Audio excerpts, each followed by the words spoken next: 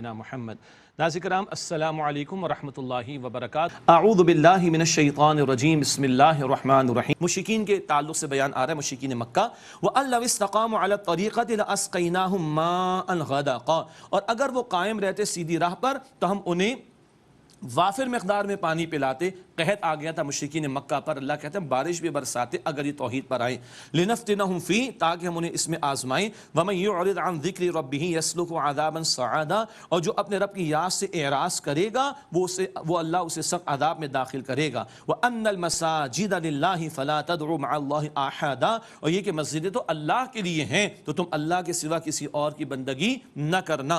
وَأَنَّهُ لَمَّا قَامَ عَبْدُ اللَّهِ يَدْعُوهُ كَادُوا يَكُونُونَ عَلَيْهِ لِبَادًا، اور یہ کہ جب کھڑا ہوا اللہ کا ایک بندہ کہ وہ اللہ تعالیٰ کو پکارے، اللہ تعالیٰ کی عبادت کرے، تو قریب تھا کہ یہ لوگ ان پر ہجوم کر کے آ جاتے، یعنی نبی پاک علیہ السلام کبھی مکہ مکرمہ میں بیت اللہ شریف کے پاس نماز ادا کرتے تو مشرکین آ کر معاذ اللہ بد کلامی کرتے اور کبھی آپ کے خلاف اقدام کرتے، اس بات کی طرف بھی اشارہ، مگر اللہ نے رسول پاک علیہ السلام کی حفاظت فرمائی۔ قل انما ادعو ربی ولا اشرک بہ احدا، آپ فرما دیجئے میں صرف اپنے رب کی عبادت کرتا ہوں اور میں اس کے ساتھ کسی کو شریک نہیں کرتا۔ قل انی لا املک لکم ضرا ولا رشدا، اے نبی علیہ السلام آپ فرما دیجئے میں تمہارے لیے اختیار نہیں رکھتا کسی نقصان کا اور نہ کسی بھلائی کا، کل اختیار تو اللہ کا۔ قل انی لن یجیرنی من اللہ احد، آپ فرما دیجئے بے شک مجھے ہرگز پناہ نہیں دے گا اللہ کے سامنے کوئی بھی، ولن اجد من دونہ ملتحدا، اور میں اس کے سوا کہیں اور جائے پناہ بھی نہیں پاؤں گا۔ یہ حضور کی عاجزی صلی اللہ علیہ وسلم، حضور تو ہر آن اللہ کی وحی کی تعلیم کے مطابق عمل کر رہے، بیان کر رہے، اور حضور اللہ کی نگرانی میں یہ ہمیں بھی سمجھایا گیا کہ اللہ تعالیٰ ہی کی پناہ اصل پناہ ہے۔ فرمایا کہ وَلَنْ أَجِدَ مِن دُونِهِ مُلْتَحَدًا، اور میں اس کے سوا کوئی جائے پناہ بھی نہیں پاؤں گا، إِلَّا بَلَاغًا مِنَ اللَّهِ وَرِسَالَاتِهِ، مگر یہ کہ میرا کام یہ ہے کہ اللہ سبحانہ وتعالیٰ کی طرف سے حکم اور پیغام کا پہنچا دینا، یہ میری ذمہ داری، یہ کام کروں تو میں اللہ تعالیٰ کی پناہ میں آ سکتا ہوں۔ آج ہمیں بھی سمجھنا چاہیے ختم نبوت کے بعد حضور علیہ السلام کے بحاف اور ان کی نمائندگی کرتے ہوئے اللہ کے پیغام کو پہنچانا، اللہ کی تعلیم کو انسانی تک پہنچانا، ان کے سامنے نمونہ پیش کرنا، یہ ہماری ذمہ داری۔ یہ کام کریں گے تو اللہ تعالیٰ کی پناہ ہمیں مل سکے گی۔ وَمَن يَعْصِ اللَّهَ وَرَسُولَهُ فَإِنَّ لَهُ نَارَ جَهَنَّمَ خَالِدِينَ فِيهَا أَبَدًا، اور جو نافرمانی کرے گا اللہ تعالیٰ کی اور اس کے رسول علیہ السلام کی تو بے شک اس کے لیے جہنم کی آگ ہے، وہ اس میں ہمیشہ ہمیشہ رہیں گے۔ اللہم اجرنا من النار، اے اللہ ہم سب کو آگ کے عذاب سے محفوظ فرما۔ حتی اذا رأوا ما یوعدون فسیعلمون من اضعف ناصرا واقل عددا، یہاں تک کہ جب وہ دیکھیں گے جو انہیں وعدہ دیا جاتا ہے تو وہ عنقریب جان لیں گے کہ کس کا مددگار کمزور ترین ہے اور تعداد میں کمتر ہے۔ قل ان ادری اقریب ما توعدون ام یجعل له ربی امدا، اے نبی علیہ السلام فرما دیجئے میں نہیں جانتا آیا قریب ہے وہ جو تمہیں وعدہ دیا جاتا ہے یا اس کے لیے میرے رب نے کوئی مدت مقرر فرما دی ہے کہ اس کو مؤخر کرنا ہے۔ عالم الغیب فلا یظہر علی غیبہ احدا، وہ اللہ غیب کا جاننے والا ہے، اپنے غیب پر کسی کو مطلع نہیں کرتا۔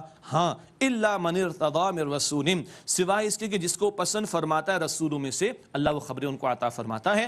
فإنہ یسلک من بین یدیہ ومن خلفہ رصدا، تو بے شک اللہ اس کے آگے اور اس کے پیچھے محافظ فرشتوں کو چلا دیتا ہے۔ لیعلم، تاکہ اللہ ظاہر فرما دے، ان قد ابلغوا رسالات ربہم، کہ انہوں نے اپنے رب کے پیغام پہنچا دیے۔ وحی کی حفاظت بھی ہوتی ہے اور پیغمبر بھی اللہ کی نگرانی میں ہوتے ہیں، اور کل پیغمبر بھی کہہ دیں گے اللہ کے سامنے اللہ ہم نے تو پہنچا دیا۔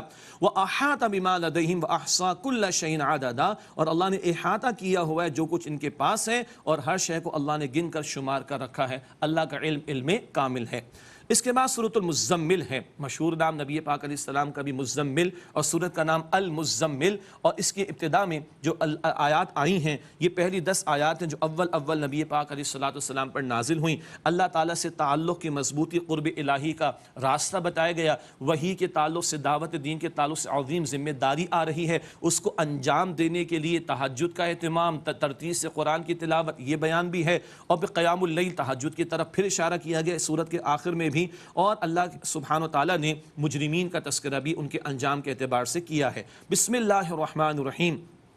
یا ایہا المزمل، اے کپڑوں میں لپٹ کر سونے والے صلی اللہ علیہ وسلم۔ بڑا مشہور واقعہ، پہلی وحی کا نزول ہوا، حضور تشریف لائے، اماں خدیجہ رضی اللہ تعالی عنہا سے فرمایا زملونی، مجھے اڑا دو، دسرونی، مجھے اڑا دو۔ وہ چادر لپیٹ کر سو رہے صلی اللہ علیہ وسلم، ان کو اللہ پکار رہا ہے قم اللیل الا قلیلا، رات میں قیام کریں مگر کچھ کم، نصفہ، آدھی رات، او انقص منہ قلیلا یا اس میں سے تھوڑا کم کر لے وہ 1/3، او زد علی یا اس سے کچھ زائد کر لیں 2/3، ورتل القرآن ترتیلا اور ترتیل سے قرآن کی تلاوت کیجیے ٹھہر ٹھہر کر۔ قیام اللیل تہجد کی نماز کی طرف اشارہ، کم از کم 1/3 حضور کا قیام ہوتا ہے، اس صورت کے آخر میں بھی ذکر آئے گا انشاءاللہ، اور باقی جو اللہ سہولت عطا فرمائے یہ ذکر بھی بعد میں ہوگا۔ کرنا کیا ہے؟ قیام اللیل میں تہجد کی نماز میں ترتیل سے ٹھہر ٹھہر کر قرآن کی تلاوت کی جائے، اس سے ایمان کی تابیاری ہوگی اور قوت ملے گی دعوت دین کے عمل کو انجام دینے کے لیے۔ انا سنلقی علیک قولا ثقیلا، بے شک اے نبی علیہ السلام ہم عنقریب آپ پر ایک بڑا بھاری کلام ڈالیں گے۔ اس سے ایک مراد قرآن کا نزول بھی ہے اور اس سے ایک اہم مراد قرآن کی تبلیغ کا فریضہ، بڑا بھاری معاملہ۔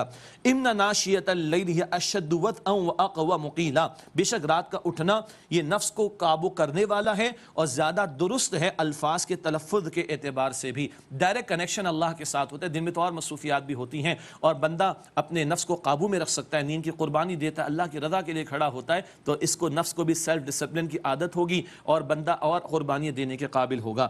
ان لک فی النہار سبحا طویلا، بے شک آپ کے لیے دن میں تو طویل شغل ہے۔